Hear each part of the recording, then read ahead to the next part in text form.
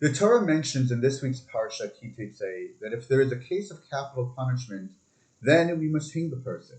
How do the courts do this? If a person was sentenced to death, right after the sentence was carried out, the dead body must be hung.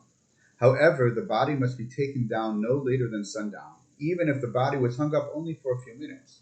Moreover, the Torah says that the body must also be buried on that very day. Why must this be so? The Torah says that leaving the body up would cause ki klalat Elohim taloi. To whom does the Torah think this would be a curse, and what subsequent lesson is it trying to teach? We previously learned that the phrase Elohim can be understood in its mundane sense or as divine. If it's in the mundane sense, then the phrase would be referring to a court judge. In capital cases, the judges literally have the power of life or death over the accused person who appeared before them. Of course, if it's the divine sense, then the phrase is referring to God. Rashbam understands that this phrase Elohim must be referring to its mundane sense, to a court judge, as the context is about a case of capital punishment. In particular, Rashbam holds that it is referring to the court judges who sentenced this person to death. As such, the phrase Ki klalat Elohim taloi would mean that if one sees a body hanging, it will remind all who see it that it was a court with its judges who caused this, as they sentenced this person to death. Once friends and relatives witness the spectacle, many will start to curse the judges for daring to pass the death sentence on this person. This reaction, of course, had already been prohibited in Parshat Mishpatim.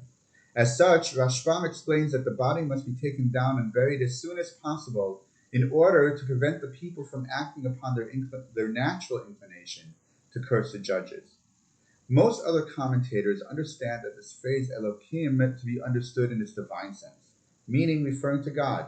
Accordingly, the phrase Ki klalat Elohim taloi then means that if one sees the body hanging, it is a curse unto God for the body to be seen in this manner. How so? The Torah tells us that every person is created b'tselem Elohim, in the image of God.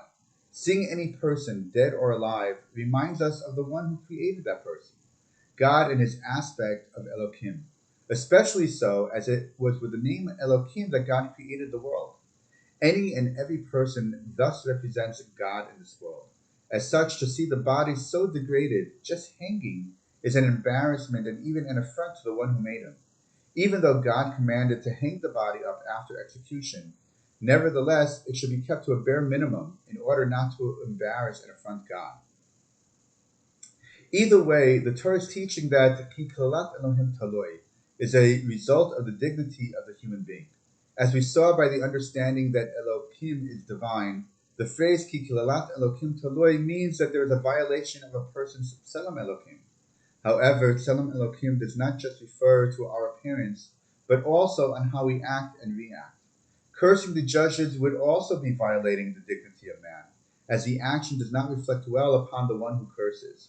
Meaning, cursing the judges does not reflect well of God's creation, the person, which in turn means that the action does not reflect well of God, best to even prevent it from occurring.